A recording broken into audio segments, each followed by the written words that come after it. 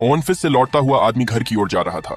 तभी उसने देखा कि उसके कॉलर पर कुछ गंदगी लग गई है, इसलिए वह अपने कपड़े एक अस्थायी लॉकर में रख देता है। लेकिन जब अगले दिन वह कपड़े लेने जाता है तो वहां उसे एक औरत का बाल मिलता है। ये एक निजी लॉकर था जिसका पासवर्ड सिर्फ उसी आदमी को पता था। अगले दिन वह फिर वहां जाता है और लॉकर खोलते ही हैरान रह जाता है क्योंकि अंदर फिर से एक और बाल मौजूद होता है। इस बार वह झुककर ध्यान से जांच करता है, मोबाइल की रोशनी से हर कोना देखता है और यह पक्का करता है कि लॉकर पूरी तरह बंद है। तो फिर ये बाल आए कहां से? सच्चाई जानने के लिए वह एक कागज पर नोट लिखकर लॉकर में रख देता है। अगले दिन जब वह लौटता है तो उम्मीद के मुताबिक फिर बाल मौजूद होते हैं। इस बार वह एक नोटबुक और पेन लॉकर में रख देता है। जब वह अगली बार आता है तो नोटबुक में एक महिला की लिखावट मिलती है। उसमें लिखा होता है कि वह किसी दूसरे समानांतर संसार से है और पूछती है कि यहाँ की दुनिया कैसी है। इस तरह दोनों के बीच बातचीत शुरू हो जाती है और वे एक दूसरे के पेन फ्रेंड बन जाते हैं। आदमी एक हेयर सैलून में काम करता है और महिला बताती है कि उसके संसार में भी वही सैलून है, बस वहाँ वह आदमी मौजूद नहीं है। धीरे धीरे उनकी बातचीत बढ़ती जाती है और आदमी रिकॉर्डर में अपनी बातें रिकॉर्ड करके लॉकर में रखने लगता है। जब वह महिला की आवाज सुनता है तो उसे काम में भी खुशी महसूस होने लगती है,